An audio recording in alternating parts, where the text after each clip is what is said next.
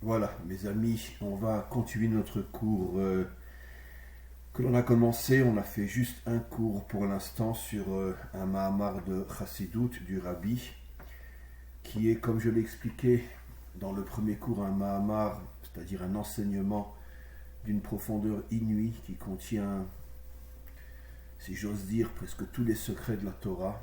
Évidemment, comme je ne cesse de l'expliquer, quand il s'agit d'un enseignement de la Torah, il faudrait un peu plus que l'infini pour pouvoir simplement commencer à le commencer. Et donc on se contente à notre niveau de prendre quelques étincelles, quelques ombres d'étincelles de lumière qui sont contenues dans cet enseignement d'une puissance absolument incroyable. On a déjà consacré un cours à ce sujet. Je vous conseille véritablement de suivre cette série de cours absolument incroyable et de ne pas seulement se contenter d'écouter ce genre de cours qu'une seule fois, parce que je suis persuadé que lorsque l'on écoute et réécoute ces cours, on comprend d'une manière de plus en plus profonde et surtout on arrive à ressentir l'enseignement afin de pouvoir se construire soi-même, de savoir exactement ce que l'on doit faire dans ce monde. Alors aujourd'hui, on va reprendre euh, cet enseignement et on va l'expliquer d'une manière un peu plus profonde et on rentre dans le sujet directement. On avait vu que il y avait différentes catégories qui représentaient la lumière d'Hachem jusqu'à celle qui a permis la création de ce monde. Je reprends juste à titre d'introduction ce que nous avions vu. Le premier niveau s'appelait Ant Uchad Velo Bechushban. Tu es unique et tu ne fais partie d'aucune autre réalité que la tienne. On va expliquer tout de suite. Le deuxième niveau qui est en dessous du premier s'appelle Antu Il'a al Kolilain. Tu es plus haut que toutes les forces les plus élevées de ce monde. Troisième niveau, on descend. Stimin al kol stimin. Tu es complètement caché, tu es complètement fermé. Personne ne peut véritablement savoir où tu es. Quatrième niveau, lit marshavat fissa barklal. Aucune pensée ne peut véritablement t'atteindre. Ça veut dire personne ne peut prétendre te comprendre véritablement. Et enfin, le dernier niveau, le plus bas, c'est la lumière qui a permis la création de ce monde. Ant ou de afikat eser tikunin vekarinan lun eser sfiran. Tu as fait sortir de ta source cette lumière qui a permis de créer les 10 attributs divins à partir desquels ont été créés tous les mondes jusqu'au nôtre. Alors, on avait déjà expliqué dans le premier cours, plus ou moins, d'une manière très globale, ces 5 niveaux, à quoi correspond le premier, à quoi correspondent les 4 autres. On avait même comparé les 4 derniers niveaux aux 4 lettres du nom divin, et on va reprendre plus profondément. Alors, le rabbi reprend et dit, le premier niveau, Ant Uchad, le premier niveau qui dit tu es unique et comparable à rien, ou Atzmut Oren Sof, c'est l'essence de la lumière infinie. On avait déjà commencé à toucher à cette notion, mais je reviens plus profondément. Qu'est-ce que signifie l'essence de la lumière infinie? Comme dans notre réalité, dans ce monde matériel, chaque lumière a une source qui permet le dévoilement de cette lumière. Tu allumes une allumette, l'allumette est la source de la lumière elle-même. Le soleil, la boule, est la source des rayons qui arrivent jusque dans notre monde. Et ainsi de suite. Chaque émanation a forcément une source. Cette source, en hébreu et surtout dans le langage de la Chassidut, s'appelle Atzmut, qui veut dire l'essence. Et donc, le premier des 5 niveaux fait allusion à l'essence de la lumière infinie. En vérité, les 4 autres niveaux sont 4 dimensions différentes de cette lumière infinie, la lumière En Sof dont on va parler, qui émane de l'essence. On continue. Ubeketer, au niveau des sphirotes, là ici le rabbi fait un bond, si j'ose dire, du plus haut niveau jusqu'au dernier niveau. Comme on le sait, On le dit d'ailleurs au moment de la délivrance, en ce jour Dieu sera un, et son nom sera un. Son nom, d'après les secrets de la Torah, fait allusion à tout ce qu'il a créé jusqu'à notre monde. Il sera un et son nom sera un, ce qui veut dire qu'on se rendra compte, entre autres, parmi des milliards d'autres explications possibles, on se rendra compte qu'il y a une unité parfaite entre l'essence de Dieu et tout ce qui émane de cette essence. Ça veut dire que d'une certaine manière, même l'essence de Dieu se retrouve dans les niveaux les plus bas, les plus matériels, les derniers niveaux de tout ce qui émane de cette essence, notre monde. Aujourd'hui, on ne peut même pas imaginer comment cette essence du maître du monde peut se retrouver dans les aspects les plus bas de tout ce qu'il a créé, depuis les mondes spirituels les plus élevés, comme le monde de Hatzilut, jusqu'à notre monde. Aujourd'hui, c'est les raisons pour lesquelles on avait vu, entre autres, qu'il est marqué « tu es fermé, complètement fermé », c'est-à-dire personne ne peut imaginer que pas seulement la lumière d'Hachem se trouve dans ce monde, mais son essence elle-même, et c'est ça la notion de « tu es un ». Et donc, le premier niveau où cette essence se retrouve, comme le Rabbi l'explique, c'est dans les sphirotes elles-mêmes, puisque les sphirotes sont les 10 outils, les 10 énergies qui ont permis la création de tous les mondes jusqu'à notre monde. Et donc le Rabbi fait une comparaison dans cette essence, au niveau de cette essence, qui est au-dessus de toute la réalité que l'on connaît, y compris les mondes les plus élevés comme le monde de Hatzilut. Puisque comme on le sait, fondamentalement, il y a 4 mondes par rapport aux 4, je préfère dire 4 dimensions, 4 réalités par rapport aux 4 lettres du nom divin. La première s'appelle le monde de la Hatzilut, la deuxième en descendant s'appelle le monde de la Bria, la troisième le monde de la Yetzira, et enfin notre réalité qui est le monde de la Asiya, et notre monde lui-même, le monde matériel, est l'extrémité du monde de la Asiya, parce que dans le monde de la Asiya, il y a des réalités qui ne sont pas forcément matérielles, comme on donne un exemple très simple dans notre monde lui-même, les énergies ce n'est pas de la matière, mais pourtant elles sont là. C'est-à-dire que la matière, c'est la dimension la plus basse de notre monde, dans lequel il y a des énergies, des lumières, et quantité d'autres choses qui ne sont pas palpables et qu'on ne peut pas toucher. Donc en tous les cas, on revient à la notion de sphira, à la notion d'attribut divin. L'essence se trouve aussi dans les attributs divins, et c'est pour ça que le Rabbi explique, ou beketer ou pnimiuta keter, au niveau de la sphira la plus élevée, qui s'appelle keter, la couronne. L'intériorité de la couronne fait allusion à cette essence divine qui au départ est au-dessus et complètement, on pourrait dire, déconnectée de toute la réalité depuis les mondes les plus spirituels jusqu'à notre monde. Et cette intériorité du Keter, on l'appelle Atik. Atik, ça veut dire déconnecté. Ça veut dire qu'on n'a aucun lien, nous. C'est-à-dire que cette déconnecté, attention, ne comprenons pas mal. Cette essence se trouve au milieu de nous, mais nous, on est complètement déconnectés d'elle. C'est comme, imaginez-vous que quelqu'un loue un appartement ou achète un appartement et il ne sait pas que ceux qui vivaient dans cet appartement avant lui ont caché dans un endroit absolument introuvable, ont caché un trésor. Et lui va vivre peut-être des années dans cet appartement, il ne peut même pas avoir l'idée que dans cet appartement se cache un trésor. Donc lui est complètement déconnecté du trésor, bien que le trésor se trouve très très proche de lui. C'est exactement ce que ici le texte veut nous faire dire. Pourquoi l'intériorité du Keter s'appelle Atik, déconnecté, c'est-à-dire pas par rapport à Dieu. Attention, comme malheureusement dans beaucoup de religions, on dit que Dieu est déconnecté de ce monde. D'ailleurs, en vérité, comme je l'ai souvent expliqué, comme nos maîtres l'enseignent, la source de l'idolâtrie vient de la prise de conscience fausse, comme quoi Dieu, dans son essence, est trop haut pour être présent dans ce monde, donc il s'est déconnecté de ce monde, et c'est la raison pour laquelle l'idolâtrie, c'est le culte des intermédiaires. D'une certaine manière, on retrouve cette notion jusqu'à aujourd'hui. Comme j'ai souvent expliqué, le culte de l'homme. Quand, par exemple, on remplace Dieu par un homme qui est censé le représenter, mais on ne se rend même pas compte que finalement on rend un culte à l'homme et plus un culte à Dieu.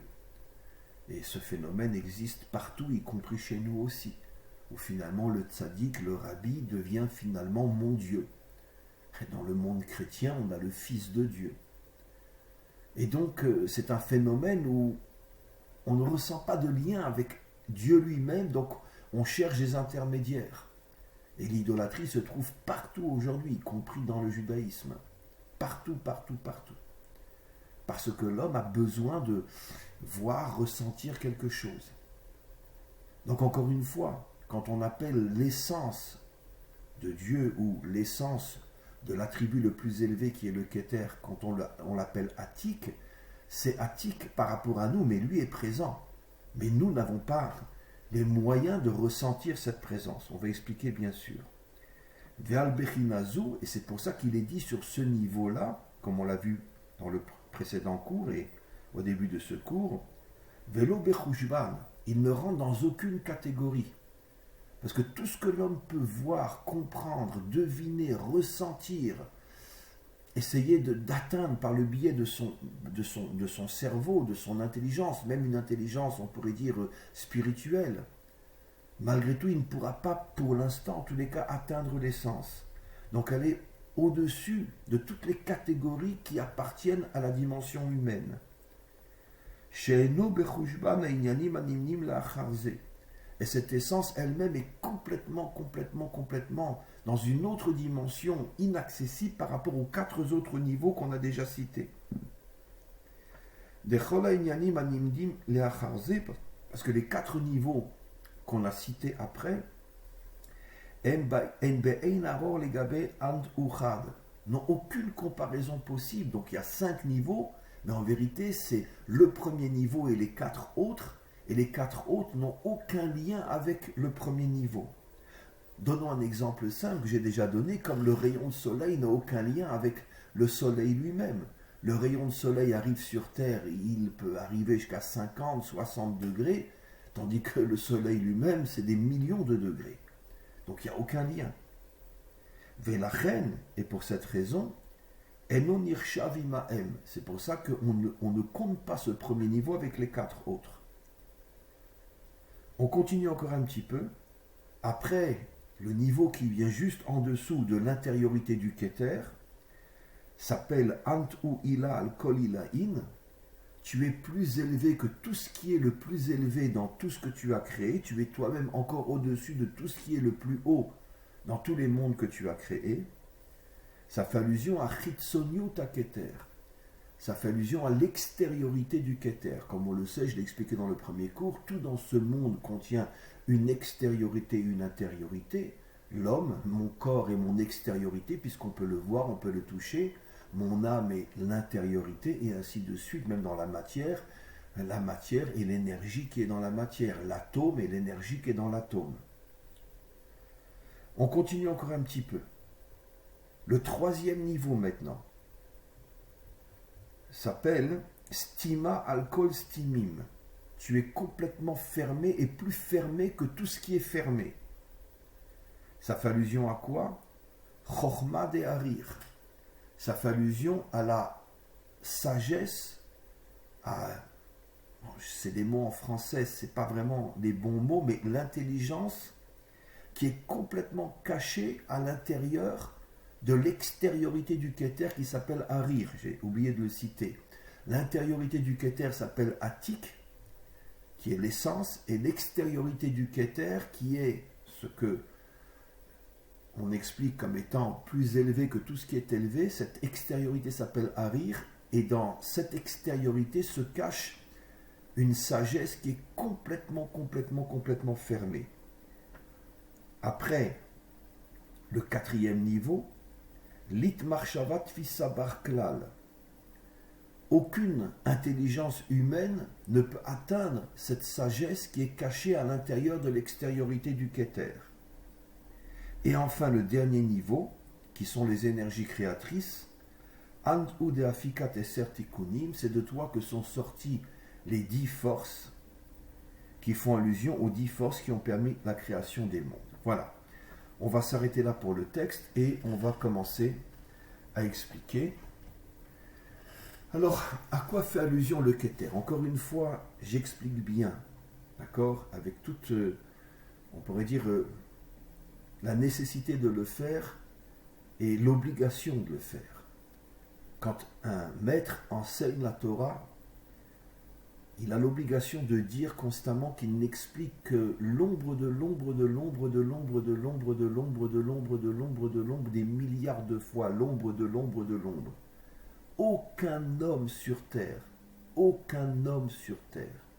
n'est capable de comprendre toute la Torah. Même le Mashiach ne comprendra pas toute la Torah.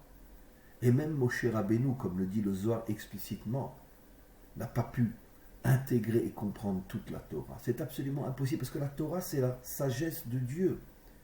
Et lui-même étant infini, comment voulez-vous que le cerveau humain qui est fini puisse atteindre l'infini? C'est absolument impossible. C'est pour ça que, après la résurrection, après la délivrance, l'homme vivra d'une manière éternelle pour approfondir sans arrêt, sans arrêt, sans arrêt, sans arrêt, sans arrêt, toute cette infinie sagesse dont on n'atteindra jamais finalement la fin. Alors revenons maintenant à notre niveau, bien sûr, essayons de comprendre. C'est quoi le Keter? La traduction en français, c'est la couronne. La couronne fait allusion donc d'une certaine manière à, on pourrait dire, la force ou l'emblème, je préfère dire, ou le symbole qui définit la royauté, c'est-à-dire la royauté, la direction. Encore une fois, je traduis avec des mots en français, comme j'ai expliqué des milliers de fois, le mot roi, royauté n'est pas le bon mot, mais bon, vous le savez pour ceux qui suivent mes cours. Donc, la couronne fait allusion tout simplement à la manière dont Dieu dirige le monde. C'est lui qui dirige le monde. Et la manière dont il dirige le monde s'appelle d'abord Keter. C'est lui et uniquement lui qui porte véritablement la couronne. Parce que c'est lui et uniquement lui qui dirige véritablement le monde. Le problème, c'est que la manière dont il dirige le monde a deux dimensions. La première s'appelle Atik, l'essence de cette direction, l'essence de cette couronne, qui est complètement, totalement, absolument en dehors de toutes les catégories, de toutes les réalités que nous connaissons, même au niveau des hommes les plus grands, même au niveau des prophètes, même au niveau de Moshe, même au niveau du Mashiach. L'essence de cette direction est complètement déconnectée de nous. Elle est présente dans notre monde, mais elle est complètement déconnectée de nous. Ça veut dire quoi? Ça veut dire, encore une fois, que personne, et après je vais donner des exemples, personne, ni même le Mashiach, ne peut être capable d'expliquer réellement, on pourrait dire, le sens profond, l'essence profonde, le pourquoi de la manière dont Hachem dirige le monde. Pour l'instant, c'est quelque chose qui est complètement en dehors de notre compréhension. Allons plus loin. Pourquoi il a créé le monde?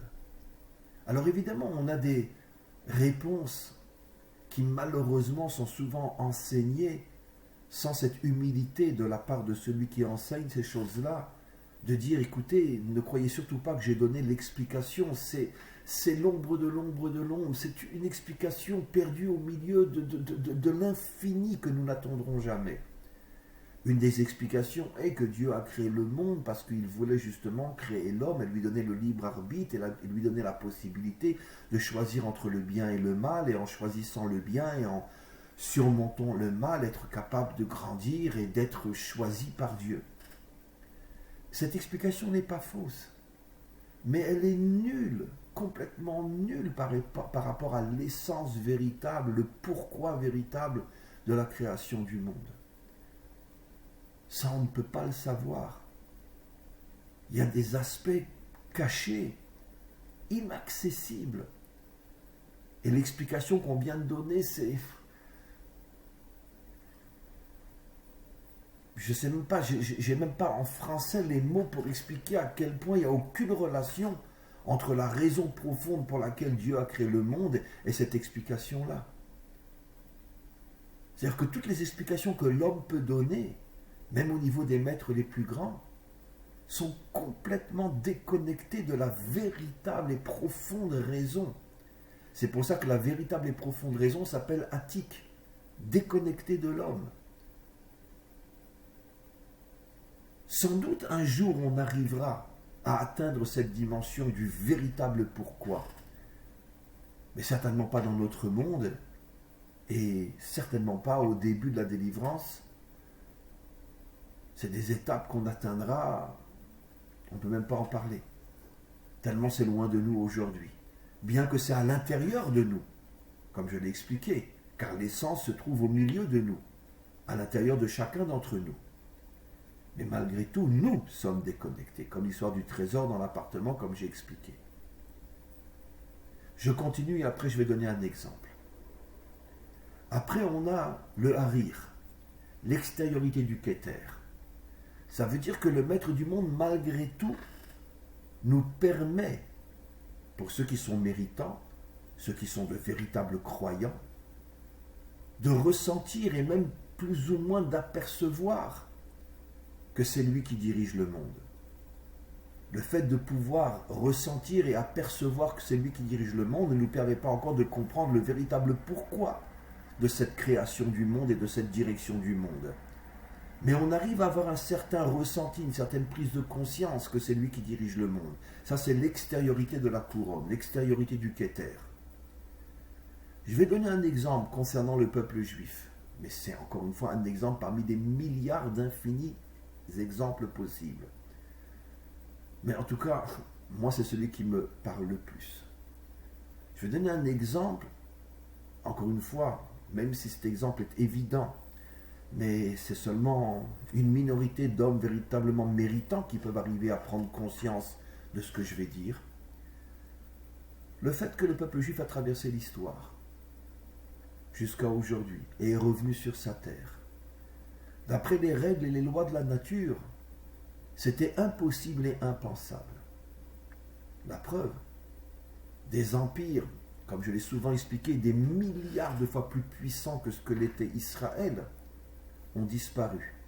N'existent plus que dans les musées, dans les livres d'histoire ou dans les ruines qui restent quand on va visiter d'anciens cirques romains ou peu importe.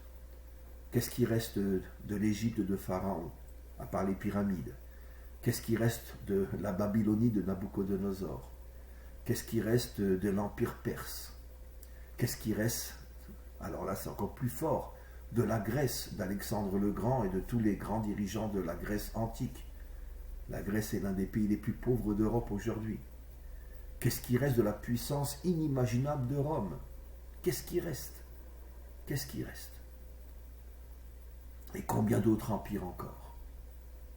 Et le peuple juif, qui a toujours été sur le plan du nombre, l'un des peuples les plus petits de la terre. Même les Grecs étaient plus nombreux que les Juifs, à l'époque où ils ont attaqué Israël. Ne parlons pas de l'Empire babylonien ou de l'Empire perse. En plus, le peuple juif est vaincu, 2 temples sont détruits et il est dispersé aux 4 coins de la terre. Et, plus que tout, poursuivi, massacré, humilié pendant des millénaires. Et on revient sur notre terre et on est toujours là. Et tous ceux qui se sont attaqués à nous ont disparu. Quelqu'un peut dire que ça c'est une réalité naturelle? Si c'est la nature qui a fait que l'on est revenu sur notre terre, alors pourquoi les Romains ont disparu? Pourquoi les Grecs ont disparu? Pourquoi des empires des milliards de fois plus puissants que le nôtre ont disparu? Et nous, petits peuples éparpillés aux 4 coins de la terre, aucune communauté ne savait où se trouvaient les autres juifs et n'avait des contacts avec elles.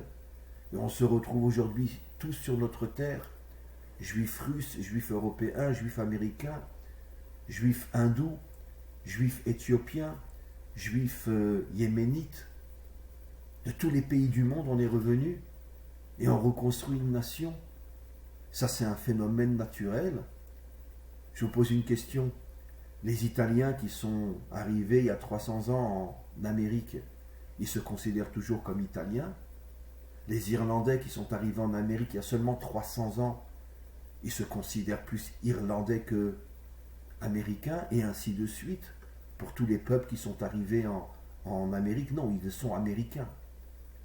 Mais les Juifs sont toujours restés Juifs. Beaucoup se sont assimilés, mais une partie suffisamment importante est toujours restée juive au point qu'aujourd'hui on est revenu. Ça, c'est un phénomène naturel. Évidemment que toute personne méritant comprend, prend conscience qu'il y a là une action divine qui est complètement au-delà de la nature. Et bien c'est ça l'extériorité du Keter. Ça veut dire que le Maître du monde permet à ceux qui sont méritants de voir sa présence en tant que dirigeant de ce monde. Et comme je dis souvent, aujourd'hui plus que jamais, quand je rencontre un juif pas du tout pratiquant et qui me dit « Bon, allez, arrête avec tes histoires de bon Dieu et de Torah, allez, c'est dépassé tout ça. » Je lui dis « Ah oui, c'est dépassé tout ça? Tu peux m'expliquer comment on est revenu sur notre terre après 3000 ans 3000 ans, parce que l'exil a commencé il y a 3000 ans. Et comme je l'ai expliqué, à l'époque de Ezra, une minorité sont revenus, la grande majorité est restée en Babylonie. 3000 ans d'exil, 3000 ans de persécution, 3000 ans d'humiliation, 3000 ans pendant lesquels les Juifs de Russie ne savaient même pas qu'il y avait des Juifs en Irak ou au Yémen ou en Éthiopie. Et on se retrouve tous après 3000 ans sur notre terre et Dieu n'existe pas. C'est la meilleure des réponses. Je vous garantis que j'ai ramené à la Torah des dizaines de Juifs en leur donnant cette réponse-là. Parce que là, tu ne peux pas. Ça, c'est du concret, c'est du réel. C'est ça l'extériorité du Keter. Et bien sûr, on pourrait donner des milliers et des milliers d'autres exemples. La sortie d'Égypte. Mais comment un peuple esclave peut sortir, s'enfuir de l'intérieur de la puissance la plus cruelle, la plus terrible, la plus dominatrice qu'il y avait à cette époque-là? Mais comment c'est possible? Comment? C'est clair, la Torah nous le dit, il y a eu des miracles, il y a eu des... C'est impossible. Impossible. Nous, on a vu un peuple esclave qui arrive à se libérer de la puissance la plus terrorisante, la plus cruelle, et qui arrive à devenir une nation. Où on a vu une chose pareille? Où? Maintenant, des exemples comme ça, même chez les nations, on peut en trouver. Évidemment qu'il y en a des milliers et des milliards. Mais bon, en tant qu'enseignant de Torah, je préfère me concentrer sur des enseignements qui touchent notre peuple. Mais chacun, à partir de là, peut, évidemment, explorer d'autres sphères, d'autres univers, par rapport au principe que j'ai expliqué de ce qu'est l'extériorité de la couronne. Mais alors, pourquoi l'intériorité de la couronne, on ne la comprend pas? Je vais donner un exemple assez triste, mais tellement parlant. C'est vrai, on est revenu sur notre terre. C'est vrai que le retour sur notre terre est la preuve la plus convaincante de l'existence de Dieu et que c'est lui qui dirige le monde et c'est lui le seul à porter la couronne et il fait ce qu'il veut. Mais d'un autre côté, on a des aspects de cette direction du monde complètement incompréhensibles. Est-ce que quelqu'un comprend pourquoi Auschwitz et Treblinka, 3 ans avant de revenir sur notre terre, ou plutôt de célébrer la renaissance d'Israël en 48 sur sa terre? Quelqu'un peut m'expliquer les pogroms, l'Inquisition? Quelqu'un peut expliquer ça? On peut demander au Maître du monde, d'accord, tu nous as ramenés sur notre terre, c'est la preuve que tu existes. Mais pourquoi en passant par Auschwitz et Treblinka? Pourquoi?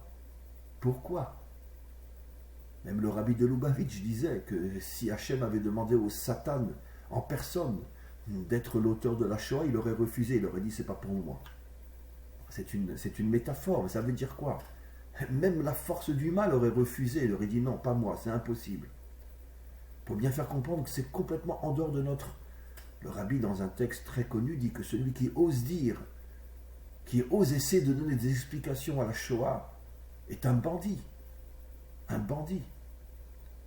Mais qui tu es pour essayer d'expliquer Auschwitz et Treblinka?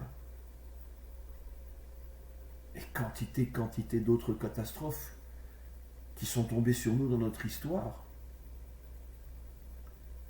Alors c'est vrai, on est revenu, mais pourquoi tous ces détours incroyables, incompréhensibles? Eh bien ça, c'est l'intériorité du Keter. Aujourd'hui, Auschwitz et Treblinka nous paraissent comme étant, si j'oserais dire, Hachem n'écoute pas ce que je vais dire, la preuve comme quoi il n'existe pas. Comme un jour Elie Wiesel a dit, je l'ai déjà dit des milliers de fois, il a vu un jour Dieu pendu à Auschwitz. On avait obligé tous les enfants de son âge, il avait 13-14 ans, à assister à la pendaison d'un de leurs copains. Et Elie Wiesel a dit, j'ai vu Dieu pendu à Auschwitz. Que ça veut dire j'ai vu Dieu pendu à Auschwitz? J'ai compris que Dieu n'existait pas. Après, bon, il va revenir une fois sorti de là-bas. Il est redevenu un bon juif. Mais sur le moment, mais qui peut lui reprocher une réaction pareille? Des gosses de 14 ans voient qu'on pend un gosse de 14 ans. Évidemment que Dieu n'existe pas. Mais c'est ça, Attic. Il est complètement déconnecté de notre conscience. On ne peut pas accepter qu'il existe. Et toute l'histoire d'Israël n'est faite que d'histoires comme celle-là. À l'époque des Romains, la révolte de Bar Korba. Alors évidemment, c'est une métaphore ce que nos maîtres disent, mais c'est pour nous faire comprendre l'ampleur du drame.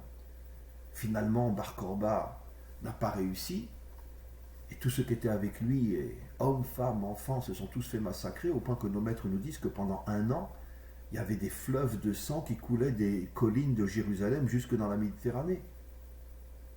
Pour nous faire comprendre à quel point le massacre a été. C'est des centaines de milliers d'hommes, de femmes, d'enfants qui ont été massacrés en quelques heures, en quelques jours. Pourquoi? Pourquoi? Alors évidemment, l'idiot va répondre, parce que bon, on est des hommes et les juifs ne se comportaient pas comme ils devaient se comporter. Oui, d'accord, et ça explique pourquoi on arrache un enfant des bras de sa mère et on le jette vivant dans un four à Auschwitz, comme des centaines de milliers d'enfants. On ne les faisait pas rentrer dans les chambres à gaz, directement dans les fours. Ah oui? Et alors même si je ne fais pas Shabbat, ça mérite que mon enfant rentre vivant dans un four? Et alors? Arrête avec tes explications de taré. Arrête. Arrête. C'est pour ça que le rabbi faisait allusion à ce que je dis. Quand il disait celui qui ose essayer de donner une réponse pourquoi Auschwitz ne peut être qu'un bandit. Évidemment que les juifs ne se comportaient pas tous bien, comme partout dans le monde. Mais quel rapport entre ne pas se comporter bien et une punition telle qu'on arrache un bébé des bras de sa mère, on le jette dans un four vivant? Quel rapport? Quel rapport? Et tout ce qui se passe dans le monde, tous les massacres en Afrique, les génocides, le Rwanda, et partout dans le monde. Et les 2 guerres mondiales, 70 millions de morts en 2 guerres mondiales, entre la première et la deuxième, 70 millions de morts. Quelqu'un peut m'expliquer? Juste un instant.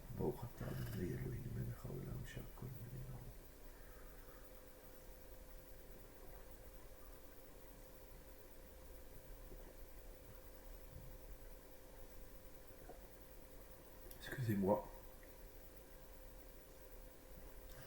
C'est mon premier café. Et donc, c'est sûr qu'il y a, dans la manière dont Dieu dirige le monde, il y a des trous noirs incompréhensibles. Incompréhensibles.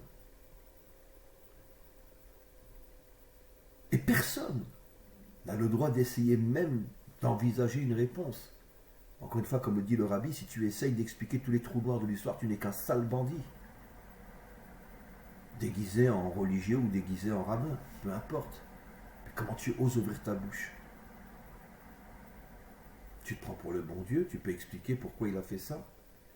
Alors, sachez mes amis, que comme l'explique entre autres le Tanya, et comme je l'ai expliqué souvent, les trous noirs sur le plan spirituel sont des lumières qui sont tellement fortes qu'elles nous aveuglent, et c'est pour ça qu'on ne voit rien. Comme le Balatanya l'explique, quand tu allumes sans prévenir la personne une lumière trop forte devant les yeux de quelqu'un, il est dans l'obscurité. Je vois rien, je suis dans le noir. Non, tu n'es pas dans le noir, tu es à l'intérieur d'une lumière qui est trop forte pour tes yeux, c'est pour ça que tu crois être dans le noir. Je le dis à voix basse, tellement j'ai honte de le dire. Mais un jour viendra où quand la lumière cachée à l'intérieur d'Auschwitz et Treblinka se dévoilera, on comprendra tout, absolument tout le contraire de ce qu'on croyait jusqu'à aujourd'hui, c'est-à-dire que Dieu n'existe pas, que c'est pas possible que si Dieu existe, il puisse produire des choses pareilles. On comprendra tout le contraire. Mais aujourd'hui, c'est incompréhensible. Ça veut dire encore une fois, l'intériorité et l'extériorité du Kéter. L'intériorité du Kéter fait allusion à tous ces trous noirs dans l'histoire, dans notre peuple comme dans tous les peuples, qui sont incompréhensibles et qui semblent prouver que Dieu n'existe pas, d'où la raison pour laquelle il y a tellement de gens qui ont abandonné la croyance, et surtout dans notre peuple, après tout ce qu'on a traversé, et je peux les comprendre. Je peux les comprendre, après tout ce qu'on a traversé. Et moi j'avais une tante qui a survécu à la Shoah, la sœur de mon père. Et après elle s'est mariée. Et elle a changé de nom. Elle s'est mariée avec un juif, ils ont changé de nom. Et ils n'ont pas révélé à leurs enfants qu'ils étaient juifs. Les enfants ont grandi comme des laïcs. Ils ne savaient pas qu'ils étaient juifs. Ce sont mes parents qui un jour, quand les enfants sont venus nous voir en France, parce qu'ils habitaient dans un autre pays, ils avaient déjà 16-17 ans à cette époque-là, et c'est mes parents qui leur ont révélé qu'ils étaient juifs. Je ne vous dis pas le scandale que leurs parents ont fait à mes parents. Comment tu as osé leur dire qu'ils étaient juifs? Ben, mes parents ne sont pas arrivés à tenir le secret. Ils ne sont pas arrivés. Mais je ne les juge pas. Je les comprends. Une petite fille qui a vu tous ces massacres pendant la guerre, qui a vu partir son père, sa mère, ses frères, ses sœurs, comment voulez-vous qu'elle continue à croire que Dieu existe? Mais à plus forte raison, comment on pourrait arriver un jour à comprendre que c'était une lumière trop forte pour nos yeux et qu'un jour nos yeux nous permettront de voir et de comprendre cette lumière? Mais c'est de la folie ce que je dis. C'est pour ça que le texte dit que cette essence est complètement déconnectée de nous aujourd'hui. C'est-à-dire qu'un jour viendra où les trous les plus noirs de notre histoire seront transformés en lumière tellement grande qu'on comprendra qu'à cette époque-là, nous ne pouvions pas voir, comprendre et interpréter cette lumière. Et nous étions dans de véritables trous noirs. C'est ça, l'intériorité du Kéter. Mais l'extériorité du Kéter, comme je l'ai expliqué, c'est tous les signes qui montrent à ceux qui sont de véritables et authentiques croyants que finalement c'est sûr que Dieu est présent dans ce monde. Et la plus grande preuve à mes yeux, c'est comment on est revenu après 3000 ans d'exil, dispersés aux quatre coins de la terre, poursuivis, massacrés. On est revenu sur notre terre. Exactement comme les prophètes l'avaient dit il y a 3000 ans. Tout se réalise. Donc c'est clair que Dieu existe. Après, encore un petit détail sur lequel on reviendra, il parle de la sagesse cachée à l'intérieur de l'extériorité du Kéter, qui est complètement fermée. Alors sur ce point-là, je reviendrai dans le prochain cours, mais j'en ai déjà parlé.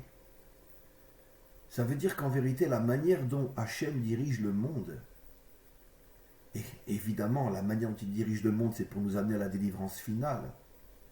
Cette manière-là, même si je ressens qu'il est présent au niveau de l'extériorité du Kéter, mais malgré tout, il y a des choses qui sont complètement cachées, complètement incompréhensibles. J'ai déjà donné des exemples, mais je termine maintenant le cours. Pourquoi Dieu a-t-il besoin de faire naître toute la lignée du Mashiach en passant par un père qui couche avec ses filles, en passant par une fille, Ruth, qui vient du pays de Moab, Yehuda qui va avec une prostituée? Et pourquoi le retour d'Israël s'est fait à travers des dirigeants humains qui étaient complètement assimilés et qui ne connaissaient même pas la Torah, ce qu'on appelle le sionisme laïque? Tu ne peux pas clairement faire les choses. Pourquoi passer par des choses tellement incompréhensibles? Là aussi, il y a une sagesse profonde qui est complètement fermée, dit le texte. Pourquoi Hachem utilise en apparence des choses qui semblent représenter tout le contraire de la délivrance? Comment d'un père qui couche avec ses filles peut sortir Ruth qui va devenir la matrice de la royauté d'Israël, le roi David et le Mashiach? Ruth sort d'une relation entre un père et ses filles, et c'est elle qui est porteuse de la délivrance finale. Pourquoi passer par des choses aussi incompréhensibles? Il y a donc une sagesse là-dedans qui est complètement fermée. Et pourquoi? Ce sera, si Dieu veut, le prochain cours. En attendant, à tous et à toutes, une très très bonne journée.